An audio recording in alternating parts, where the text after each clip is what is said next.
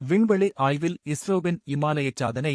மகேந்திரகிரியில் 22 ton உந்து விசையுடன் cryogenic engine சோதனை வெற்றி. ககன்யான் திட்டத்திற்கு பெரும் பலம்.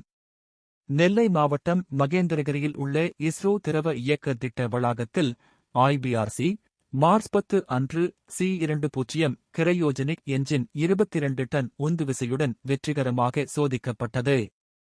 165 வினாடிகள் நீடித்த இந்த சோதனையில் என்ஜின் மற்றும் சோதனை தளத்தின் செயல்பாடு மிக துல்லியமாக அமைந்தது.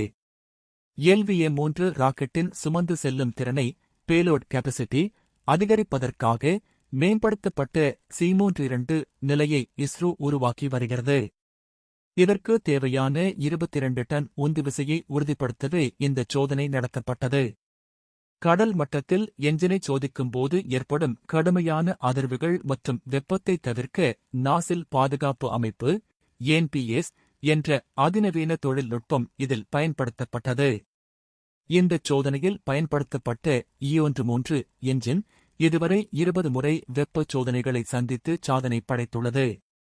இது ககன்யான் திட்டத்திற்கான நம்பகத்தன்மையையும் விண்வெளியில் என்ஜினை மீண்டும் இயக்கும் ரீஸ்டார்ட் திறனையும் உறுதி செய்துள்ளது.